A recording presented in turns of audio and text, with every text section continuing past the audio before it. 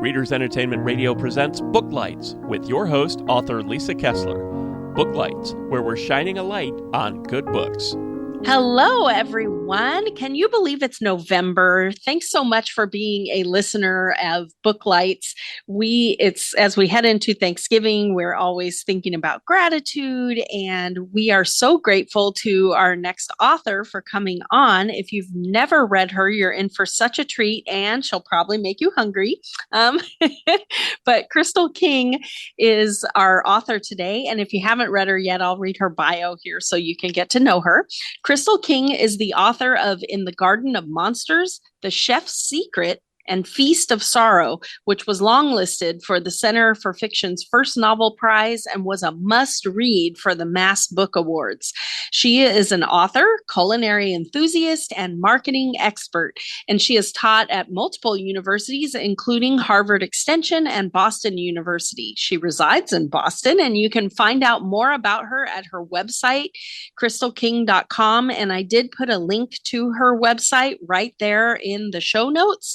So feel free to hop over there, sign up for her newsletter, find out what's coming next. And without any further delay, you there, Crystal? I am. All right. Yeah, thanks for being on with us today. I'm really excited about your book. They sent me a copy and it's gorgeous. And do you want to tell everybody about The Garden of Monsters and why they should go grab a copy? Yeah, and the cover is really cool. It is very cool. If you can't see it, I'll describe it. It's basically has this face on the front of it, which is actually taken from a real statue, which is in the garden that I wrote about. Oh, very cool. And the statue is one you can walk into. So there's a woman on the cover that's walking into the mouth of this monster. And so in the garden, you can actually walk into this the mouth of this ogre or orco, but it's also to be the mouth of hell. So yeah. Did you walk in? I have been inside, yeah. And you made it back out. I did. Yeah, so it's a really twisty, interesting retelling of the Hades and Persephone myth. And it's told from the point of view of a model that Salvador Dali brings to this garden of stone monsters, which is a real place, the Sacro Bosco, or the Parco di Mostri, Park of Monsters, in Italy, in Bomarzo, Italy, about an hour north of Rome. And so it's just this fun, crazy, strange book that I just had a blast writing. Oh, that's cool. Well, I have to ask, the inspiration for the book, you obviously went to the park. Did that spark the book, or did you have the idea for the book and then go to the garden?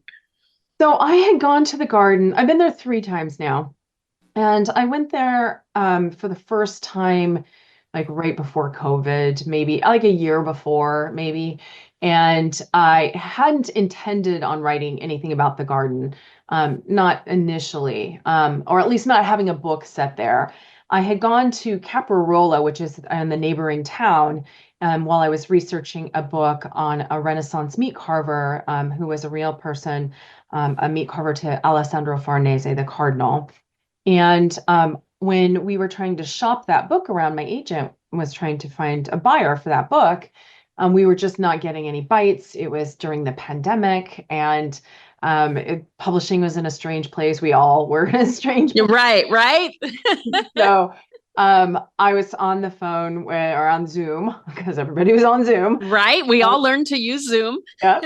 With a fellow author, Chris Walder, who wrote this Gothic novel, Unnatural Creatures. And her first novel is The Lost History of Dreams, which is also a Gothic novel as well. And I was lamenting my sorry state of not selling this book. And I said, I want to write a book that people will buy. Like, what's hot right now? And she's like, Gothics are hot, of course. So, right. And I thought to myself, well, if I were to write a Gothic, what would I write? And immediately this garden came to me, because it is the strangest, weirdest place. And so I thought, okay, well, if I were going to write something set there, I should look into it. And so I started going back through my photos and doing a little bit more research on the garden itself. And one of the things about the garden that's really interesting is that there's all these statues of mythological creatures, and there is the mouth of hell, where, to the underworld. There is a statue of Demeter or Ceres, if you're using the Roman name, and the Roman name for Hades is Pluto. Mm-hmm. And then further on in the garden, there is a bench to Persephone or Proserpina, if you Ah, and there's Cerberus, the three-headed dog. There's a temple that represents the overworld or heaven. And there's all these like statues of dragons and sirens and wow. giants and they're all carved from the rock that's in the garden itself. And I thought, okay, it just like wrote itself basically, because this myth, clearly the Vicino Orsini, who designed the garden, had this myth in mind, the Hades and Persephone myth in some way.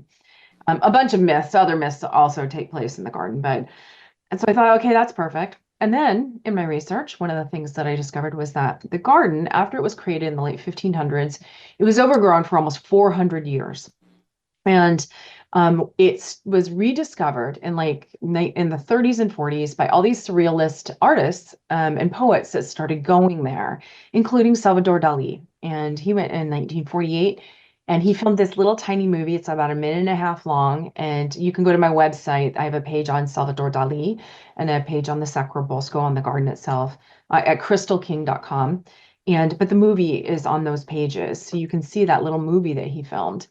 And so I thought, okay, I'm going to have Salvador Dali in this wild story, and I'm going to tell it from the point of view of a model he brings there. So that's how it all started. And I wrote this book in less than a year. It just like spilled out of me, and I love it. And can you imagine being the people who rediscovered that, to be like, what's under these bushes? Ah! Well, yeah, and some of the statues, they were really broken in a lot of cases. After this movie that Dali had created kind of sparked the interest of the world, this couple bought the garden in 1954, I think.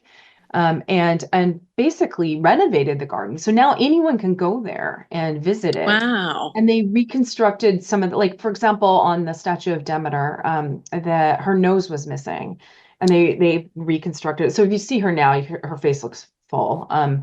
And so they fixed a lot of the things that had happened. There was some like statues. There was one statue like the head had fallen off, and whoops, things like that. So I mean, 400 years. Right. Lots of things can happen. So they reconstructed the garden to the best that they could, based on what they could understand about the garden. And there's a lot of scholars who have studied it in recent years. But yeah, it just had to have been wild to be like going through it for the first time. Yeah, not knowing that it's there. That's wild. And do you know, in all of your research, I mean, why in the 1500s would they decide to make a rock garden of Greek mythology in Italy? Well, so it's interesting. Excuse me. Vicino Orsini, he was just a wealthy prince of the time, and all of these very wealthy princes in Italy, what they did is they tried to outdo each other, just like millionaires and billionaires do today, right? So right. And he created the garden. Gardens were a thing. Like if you had the money and the resources, you created these incredible gardens. Like if you go to Tivoli, there's a garden there that has like 10,000 water fountains in it. It's like magnificent. Right. Versailles is shocking. It's so amazing. Exactly. So that's like what you did. And so he wanted to do something a little bit different. And so he created this garden that was meant to shock and meant to awe. And so it's unlike any other garden of its time, since then even. I mean, and it influenced other things. There are some monsters in a couple other places in Italy that were clearly influenced by this garden. There's actually a door in a building just a few steps from on the top of the Spanish Steps, just a few steps from the steps, that it houses an archive now, and it looks like the mouth of the ogre.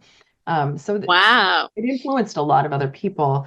And for him, it was just a place where he could bring people and they would be just wowed. Because it's when you go there, it's just so cool. It's beautiful and strange. And I imagine at night it was really creepy. It probably still is very creepy.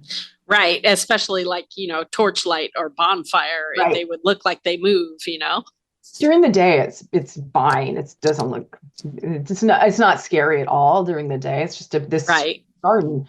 But there were rumors that a woman died in the garden at some point. And who knows if that's true or not.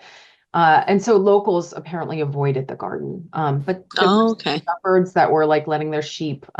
There's actually some very famous photos from the 20s of this shepherd that's like got his sheep and he's standing in the mouth of the monster and the sheep are around it. Um, Oh, very cool. yeah, but yeah, very different place. Well, when I was looking at your website and all your books, you are very obviously very inspired by Italian history. Are you Italian or what I am sparked that? almost Italian. Practically Italian. Okay. Almost. So my husband is Italian. I have barely any Italian blood in me at all. Like the barest trace. And I had to dig back centuries into my like ancestry. And even then it's not actually Italian. It's a French woman who was married to a king of Naples who was French. So like but in Italy. But in Italy. However, I just became so obsessed when I started writing these books. I originally began learning the language because of my mother-in-law, and but when my husband and I first went to Rome in 2010, we just fell in love, and so I've been learning the language ever since. And my books are all set there, and learning the history and the culture. And my husband has acquired his citizenship, and he gets his passport in a few months, and Congratulations. yeah, and then I have to take the language test because that's a law in Italy. The spouses take a language test, and it's a pretty hard test. And I passed that this spring. So Congratulations. I'm all set. So that's super exciting. It opens up a lot of doors and it allows us to live and work anywhere in the EU, actually. So it's kind of cool. Wow. Wow. So you'll have dual citizenship? Yep.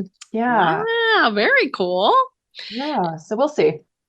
Well, that kind of taps into most of our listeners are readers and they're really interested in your writing journey and how you got started. And it sounds like going to Italy kind of sparked something, but did you always write? Yeah, I was a writer from a very young age. Always, even, I mean, one of the earliest writing memories I have is somebody like one of my teachers had the foresight to send me to a young writers conference when I was 10, and I got to meet Madeline L'Engle, and that was Ah, the coolest thing ever as a kid. yeah. Loved Wrinkle in Time and her books, and so I was an English major, a literature and writing, and I wrote poetry, and I ran a literary arts journal with a friend of mine for a while, and books seemed big. They seemed like, and I'm so impatient. I thought, oh, I'm never gonna like last through a whole book. I'll get bored of that.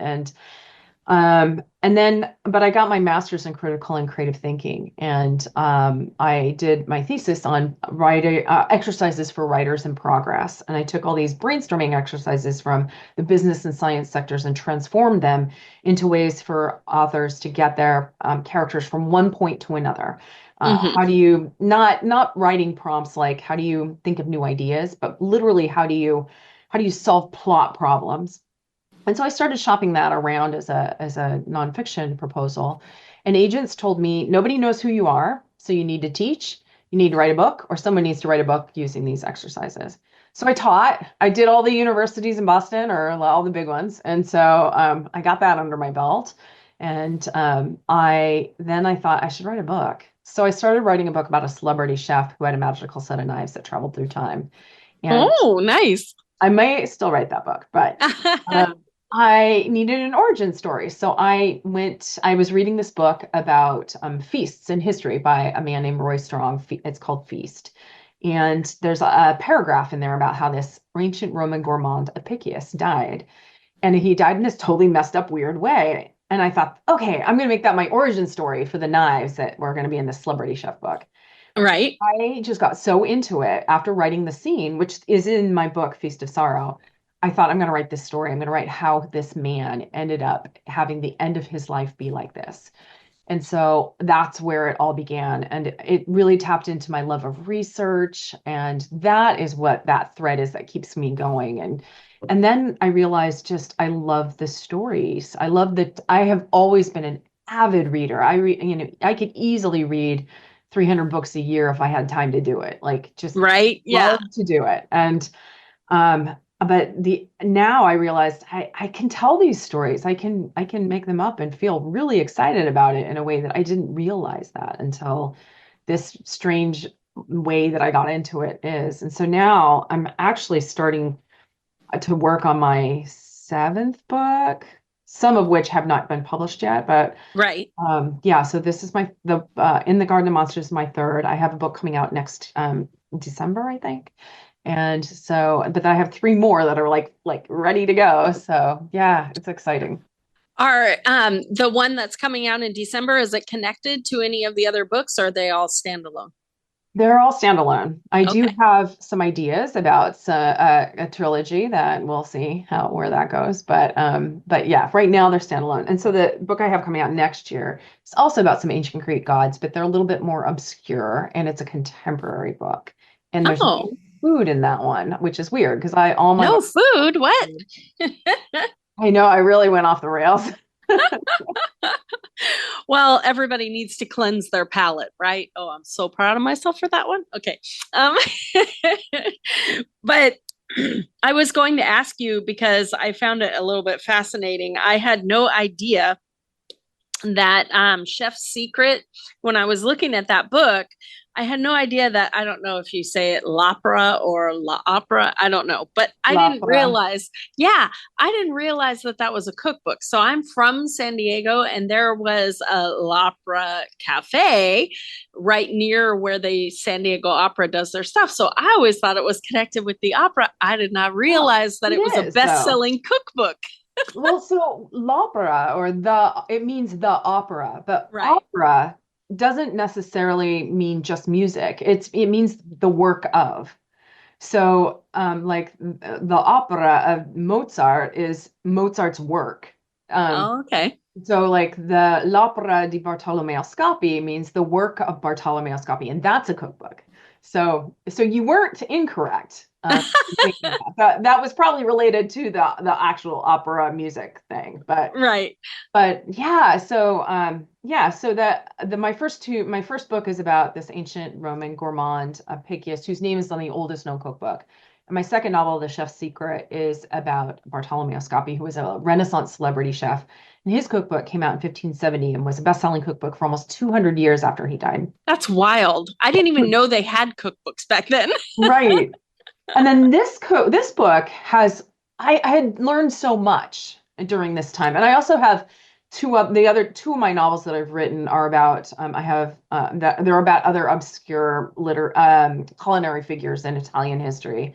But in the Garden of Monsters, I had all this research and knowledge from all of these different eras about the different food. And so it's a Hades and Persephone retelling, and there's pomegranates involved in this retelling. And so I thought, Right. "Hey, I can just go wild with food in this particular book."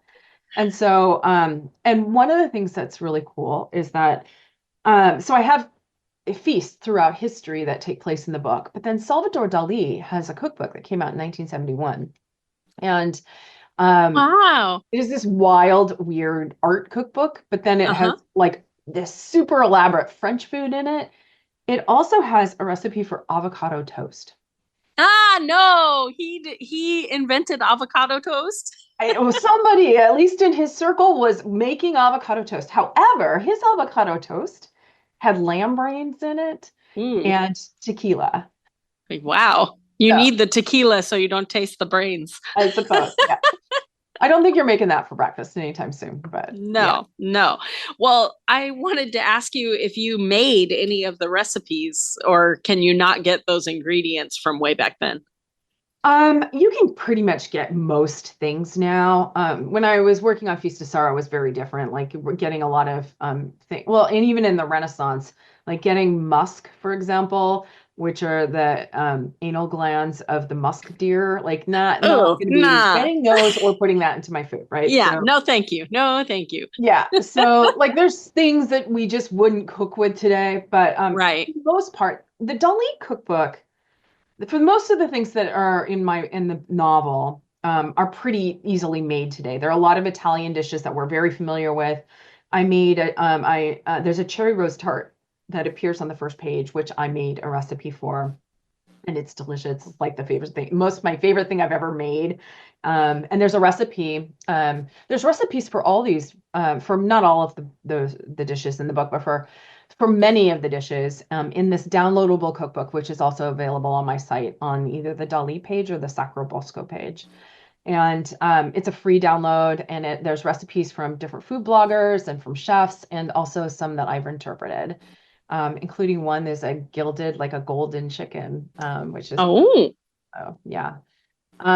Yeah, so that was fun. The Dali recipes are difficult because they're from French chefs that at restaurants that were really popular or very high-end like Michelin star restaurants that still exist, like Max and wow. one of them.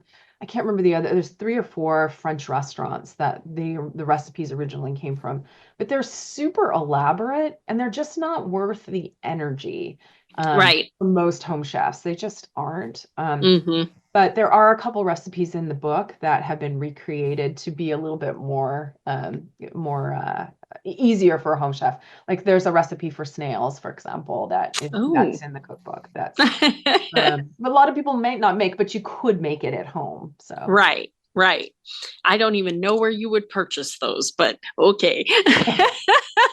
if you're in a big city, you can probably, your butcher can probably acquire something like that. Maybe so. Yeah, that's not something you could go into the Publix or Vaughn's and No, but you know what? You can get okay. pretty much anything online now. I swear you can. Wow. You can get most strange meats online. You can get like if you wanted to order a peacock and create something, you could order that online. You definitely, Really? yeah. Wow. Wow, that's wild. Well, before we run out of time, what you said you have a book coming out, is it this December or next year? Next year. Oh, next year. Okay. Yeah. You gotta Okay. give this one a little runtime first. Okay. So, everyone should go out and get The Garden of Monsters, but what are you working on now?